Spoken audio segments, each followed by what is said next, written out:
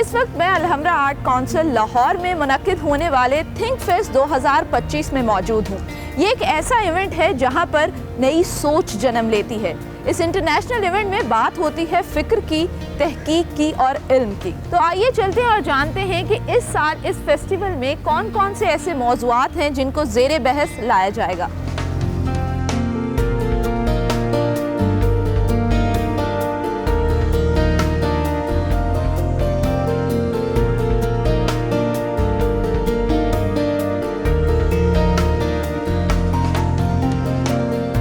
अस्सलाम वालेकुम सर। जी वालेकुम सलाम। सर, पाकिस्तान का अपने हमसाया ममालिक के साथ जो ताल्लुकात हैं वो किस तरह से बेहतर हो सकते हैं? जी आपने अच्छा सवाल किया। पाकिस्तान के हमसाया ममालिक के साथ ताल्लुकात तो उसी वक्त बेहतर होंगे कि जब पाकिस्तान के अंदर कोई एक कंसेंसस होगा।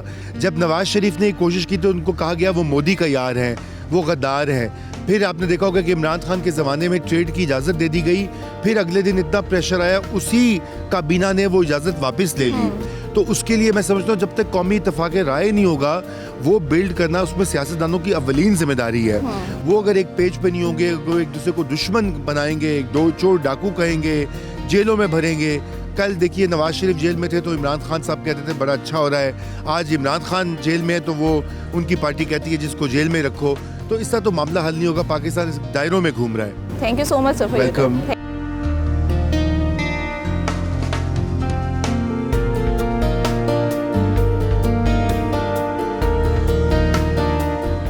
इस वक्त हमारे साथ ताहिर साहब मौजूद हैं और इनकी बुक लॉन्च है। सर अस्सलाम वालेकुम, कैसे हैं आप? जी बिल्कुल ठीक। इस तरह के जो इवेंट हैं ख़ासतौर पे थिंक फेस्ट जैसे, ये कितने ज़रूरी हैं हमारे लिए?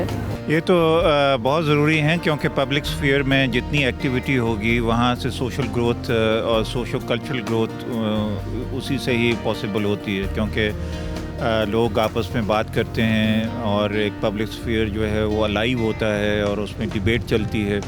और ये जो डिबेट है यही कौम को और कल्चर को आगे लेके चलती है। पाकिस्तान का जो तालीमी निज़ाम है उसमें आपको क्या खामियां नज़र आती हैं? मैं समझता हूँ कि सबसे ज़्यादा तवज्जो जो है वो स्कूलों की रिफॉर्म्स के ऊपर देने की ज़रूरत है। क्योंकि जो स्कूलों से पढ़ के बच्चे यूनिवर्सिटीज़ तक आते हैं उनमें फाउंडेशन जो है उनकी बहुत ही कमज़ोर होती है। वो लिखने की सलाहियत नहीं होती, बोलने की सलाहियत नहीं होती, बेसिक कॉन्सेप्ट्स को अंडरस्टैंड करने की सलाहियत नहीं होती। तो इस वजह से स्कूल सिस्टम के ऊपर सबसे ज़्यादा ये यूनिवर्सिटियों में जाके तकरीरें करने का कोई फ़ायदा नहीं जब तक कि स्कूल सिस्टम जो हैं उनको ड्रास्टिकली रिफॉर्म न किया जाए। प्राइवेटाइजेशन का चर्चा जो है ना वो बड़ा आम है और हम देख रहे हैं कि बहुत से जो गवर्नमेंट ऑन इदारे हैं उनको प्राइवेटाइज़ किया जा रहा है। क्या आपको लगता है कि ये माशी तौर पर पाकिस्तान के लिए बेहतर है? मुआशी तौर पे भी बेहतर नहीं है। और देखें, आपने अगर नेशनल नैरेटिव कोई बनाना है और एक कौम के तौर पे आइंदा नस्लों को एक लड़ी में परोना है तो वो तालीम के ज़रिए से होता है या सेहत की रिफॉर्म्स के ज़रिए से होता है। तो इस वजह से स्कूल सिस्टम जो है उसके ज़रिए से आप एक बच्चे को जो है अपने सरजमीन के साथ, अपने मुल्क के साथ, अपने बयानिए के साथ जोड़ते हैं। तो वो तो आप जोड़ ही नहीं पा रहे हैं क्योंकि आप प्राइवेटाइज़ कर रहे हैं और आपको इस बात की समझ ही नहीं है। ये सबसे बड़ा प्रॉब्लम ये है। Thank you so much for your time. Apply करें।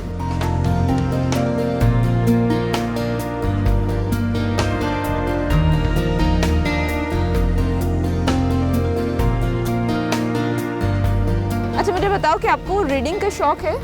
I am, लेकिन I am more of a e-book reader. Okay अच्छा, तो ये एक क्रिज्मा होता है अलग ही जब आप बुक को हाथ में पकड़ते हो, उसकी स्मेल को फील करते हो, जब आप पेज पलटते हो तो आपको नहीं लगता कि ई बुक का जो दौर आ चुका है उसमें वो क्रिज्मा कहीं धुंधला सा गया है? बिल्कुल ऐसा तो है, लेकिन ऐसा है कि ई बुक्स जो है वो ज़्यादा रेडिली अवेलेबल होती है तो लोग जो है ना इजीली एक्सेस करके पढ़ लेते हैं। But I think nothing can beat the charm of a physical book, that's for sure. चलें, thank you so much for your time. Thank you so much.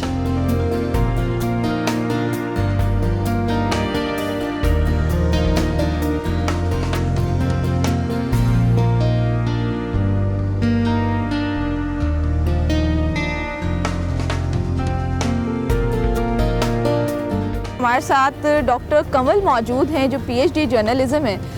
Sir, जो हमारा सरकारी तालीमी निज़ाम है पाकिस्तान का ख़ास तौर पर, उसको किस तरीके से बेहतर बनाया जा सकता है? देखिए, जो सरकारी तालीमी निज़ाम है ये वही है जो अंग्रेज़ छोड़ कर गए।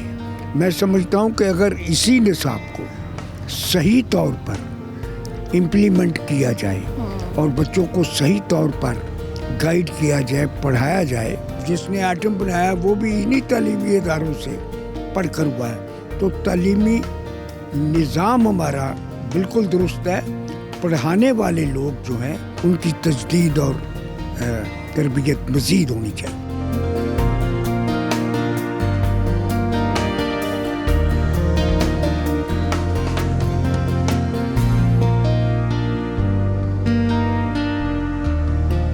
अस्सलाम वालेकुम। वालेकुम सलाम। आपने लोहड़ी करवाई, उसके चर्चे पूरे लाहौर में हैं। मुझे बताएं कि लोगों का रिस्पांस कैसा था? बहुत अच्छा रिस्पांस की ये हालत है कि हमारा टाइम था 6 से 8 बजे, तो 9:30 तक ढोल बज रहा था। 9:30 हमने ढोल वाले को वापस भेजा और ये जो नौजवान थे सारे वो उसे फिर लेके आ गए। तो हम शुक्रगुजार हैं, अल्लाह ने हमें ज़िंदगी में पहली बार इजाज़त दी, वरना तो हमें इजाज़त नहीं मिलती। हमें प्राइवेट प्लेसेस पे इस तरह की इवेंट करते हैं। अच्छा मैम, पंजाबी जो ज़बान है, ये कल्चर और ये जो विरसा है, इसको इंटरनेशनल लेवल पर फ़रोग़ देने के लिए आपकी नज़र में क्या इक़दामात हमें करने चाहिए? अनफॉर्चुनेटली पाकिस्तान बनने के बाद वो क्योंकि हमने इसको इस्लामिक रिपब्लिक ऑफ पाकिस्तान बनाया, तो हमें लगा कि हमारी जो कल्चर चीज़ें हैं, इसमें नाचना गाना ढोल और ये चीज़ें हैं और ये औरतें और आदमी मिल के नाचते हैं, तो इस्लाम को ख़तरा ना पड़ जाए। साथ जो हमारा हमसाया मुल्क है, उन्होंने अपने उस कल्चर और हेरिटेज को ज़िंदा रखा। वो देखें दुनिया में कहाँ पहुँच गए हैं। हमारी जो पंजाब के हमारे खेस, हमारी फुलकारियाँ, हम छाबियाँ बनाती थी औरतें, वो सारा चीज़ जो है उसको हम पूरी दुनिया में मार्केट कर सकते थे। सिंध सरकारी स्कूल बच्चे सिंधी पढ़ते हैं, पहली जमात तो कंपलसरी है।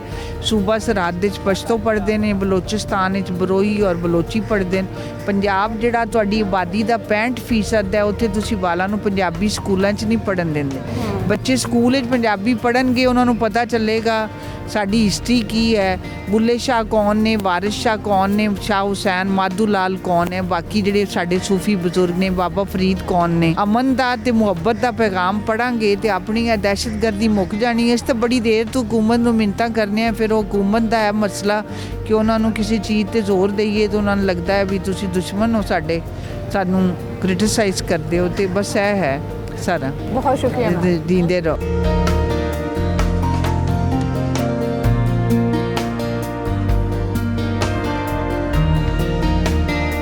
क्या नाम है आपका? आमिना। आमना। आपका क्या नाम है? मलीहा। ख़वातीन को दरपेश मसाइल हैं, आप लोग उनके बारे में आगाही दे रहे हो ताकि लोग आपस में कनेक्ट कर सकें। तो आपसे अगर मैं पूछूं कि किस तरह की मुश्किलात का आपको सामना करना पड़ता है डेली रूटीन में जब भी आप घर से बाहर निकलती हैं? Safety I would say, because even though हमारे यहाँ पे काफ़ी अब सिक्योरिटी है वुमेन की लाहौर में, लेकिन फिर भी एक दिल में खौफ सा रहता है कि कुछ ना कुछ हो जाए। बिकॉज हम लोग न्यूज़ में देखते रहते हैं, जब न्यूज़ में एक बात चल जाती है उसके बाद आपके दिल में खौफ आ जाता है। अगर हम रात को मसलन अगर मैंने यहाँ से रात को घर जाना है, मैं उबर कर आ रही हूँ, तो उबर में हम गाड़ी पे जाएंगे तो हमें डर लग रहा होगा कि रात बहुत हो गई है तो कुछ हो ना चाहे। So that is one thing, safety.